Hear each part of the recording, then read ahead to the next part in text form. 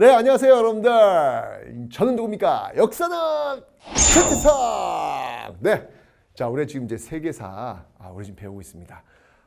우리가 지금 배우는 시기는 청동기에서 철기로 넘어가는 우리나라 역사를 본다면 고조선에서 고구려 백제 신라의 그 전 단계, 시기적으로 본다면 기원전 5세기에서 기원 전후 요 시기를 중국 쭉 한번 살펴보고 인도 살펴보고 페르시아 살펴보고 그리고 그리스와 로마를 살펴보는 쭉 세계사를 한번 훑어보는 그런 시간을 지금 갖고 있습니다.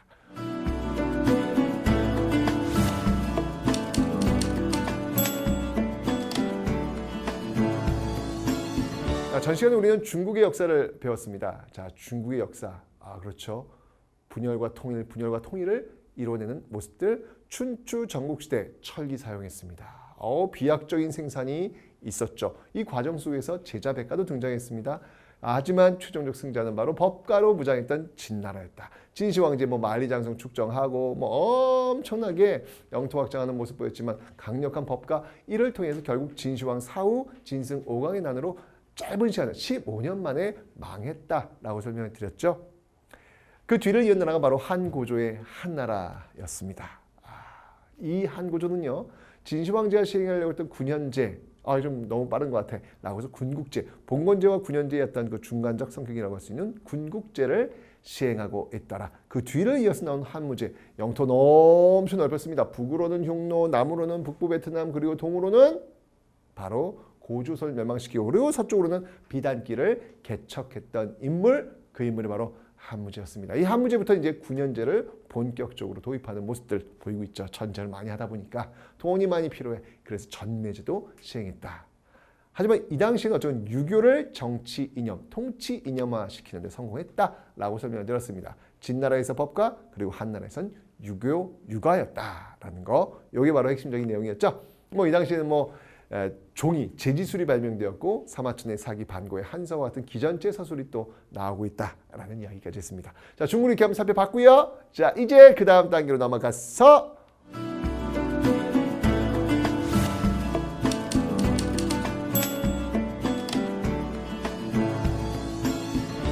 쭉 인도로 한번 가볼게요. 인도의 통일입니다. 요즘 저 광고에서 비행기 광고였나요? 네, 어느 비행기사에서 인도로 가고 싶다라고 하는 그 광고를 좀 많이 하더라고요. 보고 있노라니 인도로 한번 가보고 싶더라고요. 여러분 나중에 대학생 되시면요, 한번 한 달 정도 이렇게 배낭여행으로 인도를 한번 여행을 한번 가보시기 바랍니다.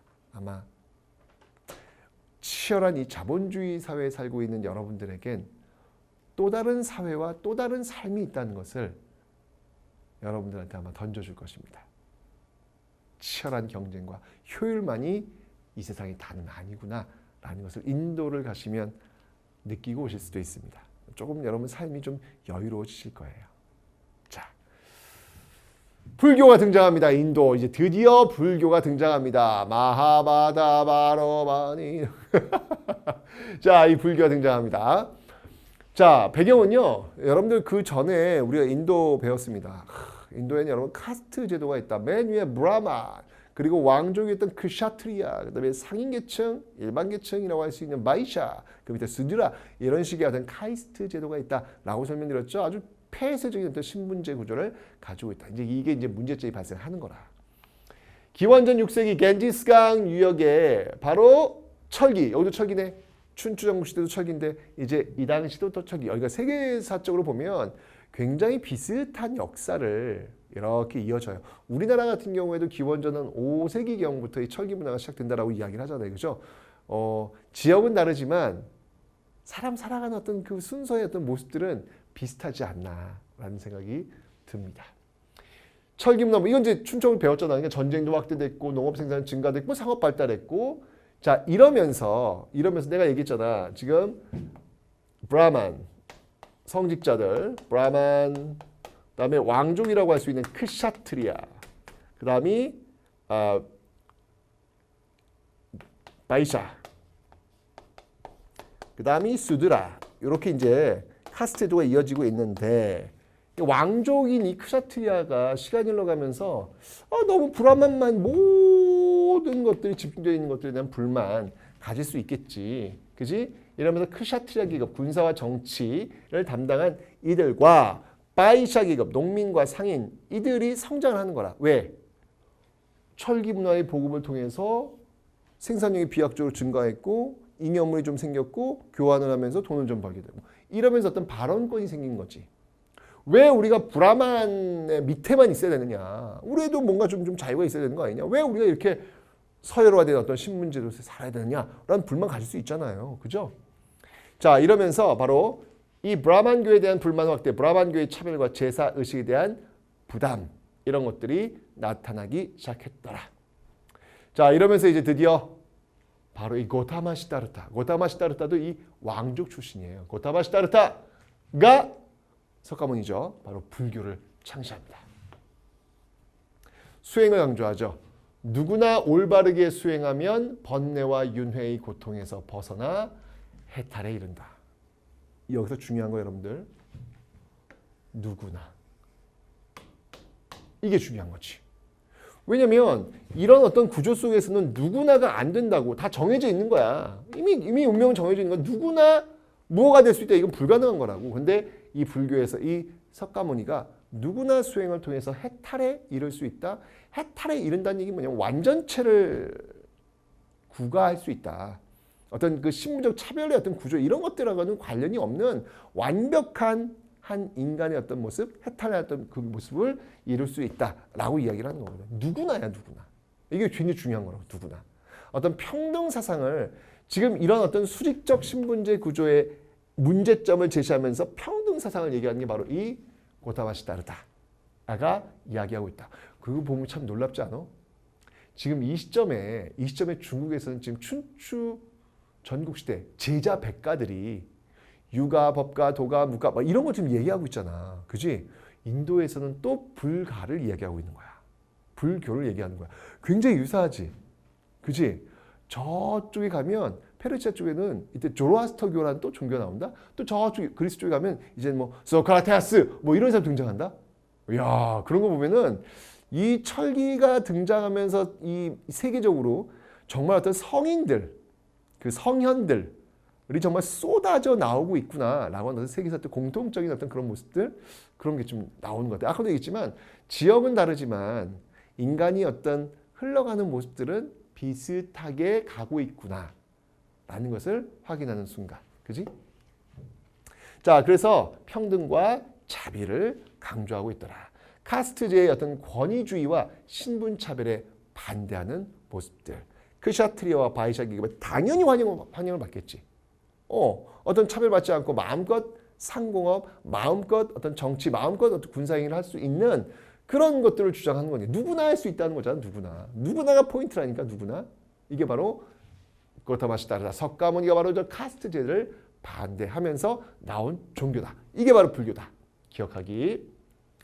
자, 발전을 한번 보입시다. 자, 발전을 한번 보입시다. 불교의 발전. 자, 불교의 발전은 이 인도에서 어느 왕조 때 훨씬 발전하냐면 바로 마우리아 왕조와 바로 쿠샨 왕조 때 이 왕실의 적극적인 지원으로 여러 나라에 전파되더라. 그러니까 마우리아 왕조 그 다음이 이제 쿠샨 왕조거든.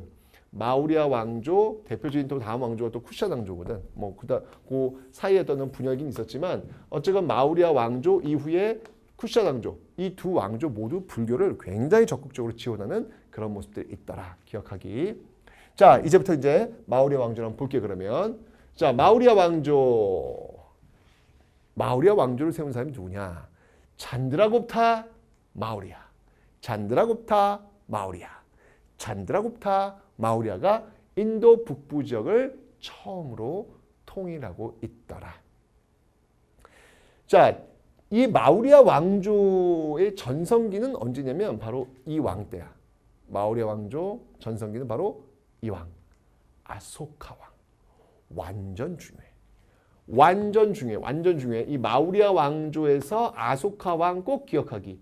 마우리아 왕조에서 아소카 왕 꼭 기억하기. 꼭 기억하기. 아소카 왕 때 전성기 맞는데 동쪽의 어떤 칼린가 왕국을 정복하면서 영토를 확장해 남부 지역을 제외하고는 인도 대부분을 통일했다라고 보면 되는 거야. 근데 인도라는 나라가 워낙 이 숲을 이 어떤 산림들이 워낙 많아가지고 이걸 전체를 다 통일한다는 건 사실은 쉽진 않거든. 근데 이 마우리아 왕조 아소카 왕 때 대부분을 지금 통일하고 있다. 마우리아 왕조의 아소카 왕 꼭 기억하기. 자, 그 발전을 보면 중앙 집권 체제 정비해서 도로망 정비, 전국의 관리 파견, 지역 간의 교류 확대. 이거 어디서 많이 본 것 같지 않아? 이거 중국 진나라 때 진시 황제, 진시 황제 때도 똑같이 이렇게 하잖아. 그지? 그러니까 통일 왕조가 갖고 있는 어떤 그 공통점이라는 게 있다니까. 외우려고 하지 말고 통일 왕조 상식적으로 도로망을 정비했겠군.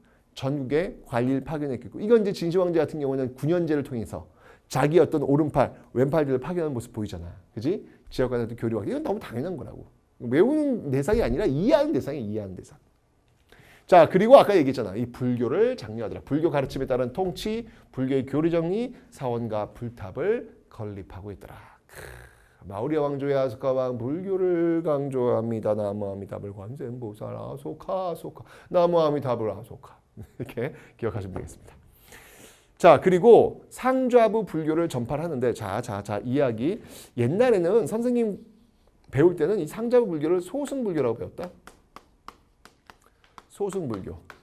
작은 수레를 끌고 있는 불교라는 거야. 이 소승불교의 반대말은 당연히 큰 수레가 되겠지. 대승불교야, 대승불교. 근데 이 소승불교라고 하는 단어를 누가 만든 거냐면 대승불교 측에서 만든 거야. 소승불교라고 하는 것은 뭐냐면 한 개인의 해탈을 강조하는 것이고 대승불교라고 하는 것은 수레가 크니까 대중들의 해탈을 이야기하는 게 대승불교라고. 근데 사실은 뭐 작은 수레 한 개인 뭔가 좀 기분이 안 좋지 않아? 그지? 그러니까 소승불교라는 단어는 쓰지 말고 상좌부 불교라고 있다고. 상좌부. 이 소승불교를 상좌부 불교라고 하는 거야. 오케이? 상좌부 불교를 전파하는데 이 상좌부 불교는 어느 쪽이면 남쪽으로 좀 많이 전파가 되고 동남아시아 쪽으로 전파되고 대승불교는 주로 북쪽으로 해서 왜 중국을 거쳐가지고 우리나라에 들어오는 우리나라 불교가 바로 대승불교야. 그러니까 인도에서 출발한 불교가 우리나라에 들어오잖아.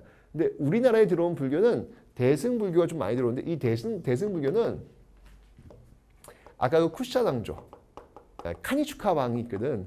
이제 배울 거야. 이 쿠샤 왕조 때 이게 또 발전해. 마우리아 왕조 때는 지금 마우리아 왕조 아소카 왕 때는 이 상좌부 불교를 발전시키고 쿠샤 왕조의 그 카니슈카 왕 때는 이 대승불교를 발전시킨다고. 요거 시험에 꼭 나오거든. 꼭 기억해야 돼. 완전 중요. 마우리아 왕조의 아소카 왕 때는 저 상좌부 불교를 발전시켜서 동남아 쪽 지역으로 확산시킨다. 오케이. 꼭 기억하기. 자, 이제 쿠샤 왕조 나왔지. 마우리아 왕조 다음에 이제 쿠샤 왕조 배우는 거야. 기원전 2세기 마우리아 왕조에 멸망하거든. 200여 년간 인도는 분열해. 그리고 1세기 내가 기원 전후를 지금 배우고 있다 그랬잖아. 1세기 이란 계통의 유목민이 북인도를 통일하면서 쿠샤 왕조를 건국한다고. 쿠샤 왕조를. 바로 이 쿠샤 왕조가 카니슈카 왕 때 전성기를 맞이하는 거야. 영토학자 인도 북부에서 중앙아시아 지역까지 차지하고 그리고 중개무역을 발전시키면서 로마, 중국, 페르시아를 연결하는 중개무역을 통해서 번영하고 있더라. 그러니까 이것도 뭐 사실은 외운다는 표현보다는 인도가 지금 사이에 있잖아.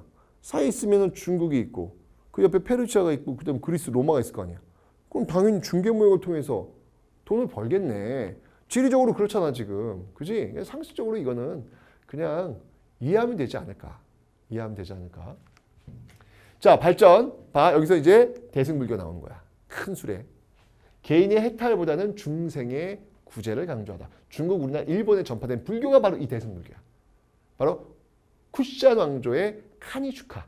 여기 앞에 있지? 쿠샤 왕조의 카니슈카 왕 때 바로 이런 대승불교가 발달했고 이게 북쪽으로 해서 주로 중국, 우리나라, 일본 쪽으로 가는 불교더라. 우리가 지금 접하고 있는 불교는 어느 불교? 대승불교. 어느 왕조 때? 쿠샤 왕조 때. 어느 왕 때 번창? 카니슈카 왕 때. 여기 핵심. 시험에 꼭 나온다. 다시 한번. 동남아시아에서 발달했던 불교는 어느 불교? 상좌부 불교. 이거 언제 발달했다? 인도에서 마우리아 왕조 때. 어느 왕? 아소카 왕. 마우리아 왕조 아소카 왕 상주하부 불교 동남아. 오케이.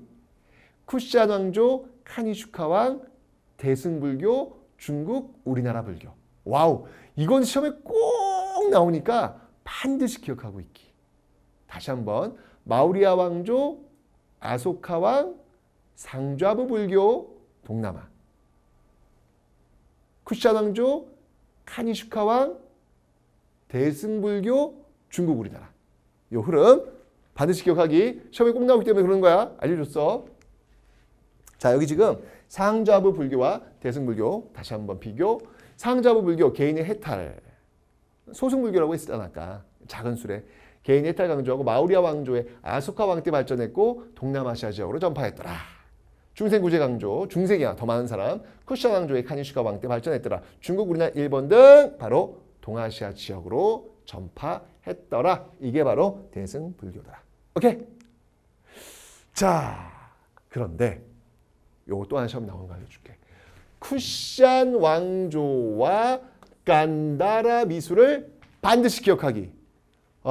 자, 간다라 미술 뭔지 설명할 텐데 어쨌건 이 쿠시안 왕조와 간다라 미술을 꼭 기억하기. 잘 봐. 간다라 미술은 뭐냐면 쉽게 얘기하면 이거야. 바로 그리스의 왜 그 조각상 있잖아. 조각상. 그리스의 이 조각상이 쭉 인도에까지 영향을 미친 거야. 선생님, 그렇게 먼 나라에서 어떻게 영향을 미쳐요? 내가 얘기했잖아 전 시간에. 한나라 때 한에서 만든 비단이 어디까지 갔다고 로마까지 갔다 그랬잖아. 이미 교류하고 있는 거야. 이미 교류하고 있어. 그러니 그리스의 조각상이 인도에 온다고 해서 뭐가 이상해? 계기가 있었지. 이 그리스 조각상이 인도로 온 계기가 있었지. 그 계기가 뭐냐면 이제 배울 거야.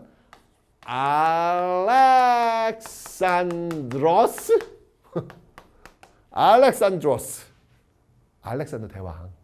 그 알렉산더 대왕이 쭉쭉쭉쭉쭉쭉쭉 인도로 치고 들어오잖아. 그지? 그 치고 들어온 과정에서 바로 알렉산더가 저 그리스 쪽이잖아. 그리스의 문화가 인도 쪽으로 묻어 들어온 거야. 원래 불교에서는 불상이 없었어. 부처님의 유언, 석가모니의 유언이 뭐였냐면 나와 같은 사람을 만들지 말라는 거였거든. 나같이 나를 어떤 신으로 만들어서 신격화해서 어떤 그런 뭐 불상을 만들 그런 거 하지 말라 그랬거든. 그게 유언이야. 그러니까 초기 불교에는 부처를 불사로 표현하지 않아. 보리수 나무라든지 그다음이 수레바퀴, 부처의 어떤 가르침을 뜻함. 이 부처의 어떤 발자국 이런 것들로 부처를 표현했단 말이야. 그런데 바로 이 알렉산더 대왕의 그 대원정 이후 그리스 조각상이 쭉 들어오면서 인도에서도 불상을 만들기 시작했다. 그게 바로 쿠시안 왕조 때 그리스의 영향을 받아서 만들어진 미술 간다라 미술이다. 와우. 내가 아까 얘기했지. 마우리아 왕조, 아소카 왕, 상주하부 불교, 동남아 요거. 그다음이 쿠시안, 카니슈카, 대승불교 그리고 우리나라. 요거 시험에 하나 나온다 그랬지. 또 하나 시험에 나온 게 뭐냐면 바로 요거. 쿠시안 왕조 때 그리스 조각의 영향을 받아서 불상이 만들어진 간다라 미술이. 그리스 조각의 영향을 받은 간다라 미술이 등장. 여기 두 번째 시험이 나옵니다. 이거 꼭 나온다. 반드시 나와. 꼭 기억하기. 자, 초기 불교는 불상 표현하지 않았는데 자, 봐. 알렉산드로스의 원정으로 그리스 문화와 접촉하면서 신을 인간의 모습으로 이게 딱 그리스가 이렇잖아. 그리스에서 뭐 이런 조각들 막 만들잖아. 신을 막 이게 이제 여기 이제 온 거야. 오면서 인도 사람들도 오호, 그거 괜찮네. 우리도 부처님을 저렇게. 왜냐하면 인간은 나약해. 그래서 보이지 않는 신을 믿는 건 쉽지 않아. 그래서 항상 무언가 대상이 있어야 그 대상을 향해서 기도를 하게 된다고. 그래서 불상이 필요한 그러니까 석가모니가 열반에 든 이후 시간이 흘러가면서 믿음이 점점 옅어졌겠지. 그 믿음을 다시 복원시키기 위해서는 뭔가 보여주는 게 필요한 거야. 석가모니는 이런 분이야. 보여줘야 될 거 아니야. 인간은 나약한 존재야. 보이지 않는 걸 어떻게 기도를 해. 힘들어. 쉽지 않아. 시간이 흘러가면 더 어려워지는 거야.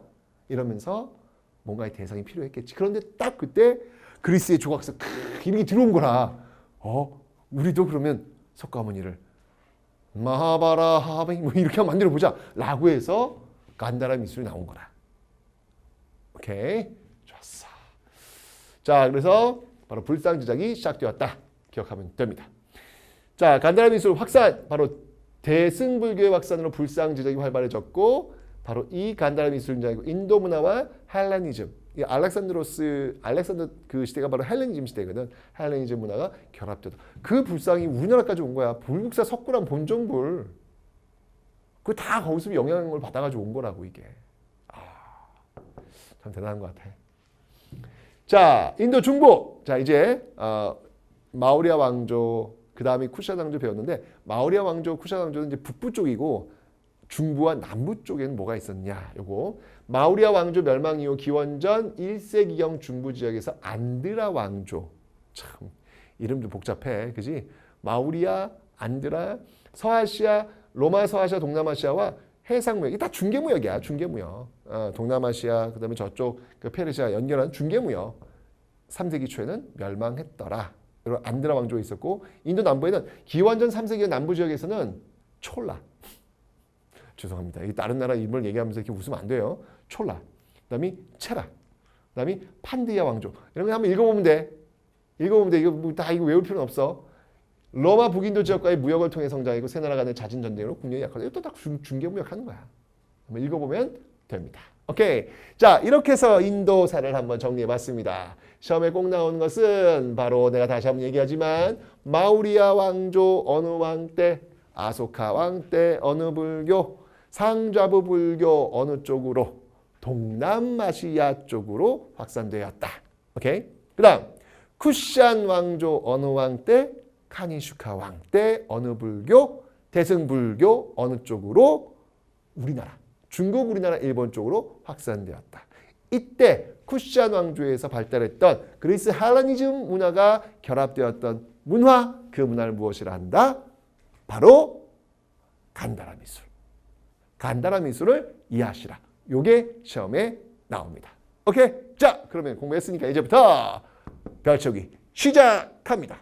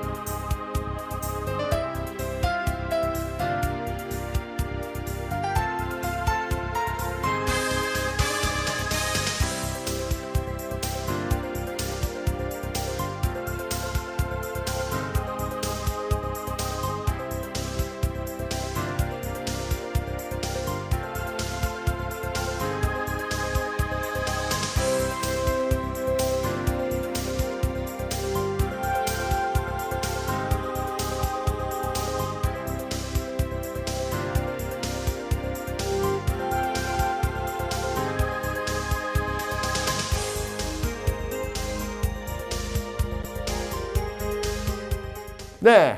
자, 이렇게 해서 여러분들 인도 한번 또 살펴봤어요. 자, 우리 중국 봤고, 동시대 인도 봤고, 그 다음은 또 동시대 쭉 옆으로 가면 지금의 이란, 이라크 지역, 네, 바로 페르시아의 역사를 한번 좀 살펴보도록 하겠습니다. 다음 시간 페르시아 다리우스 1세를 한번 만나봅시다.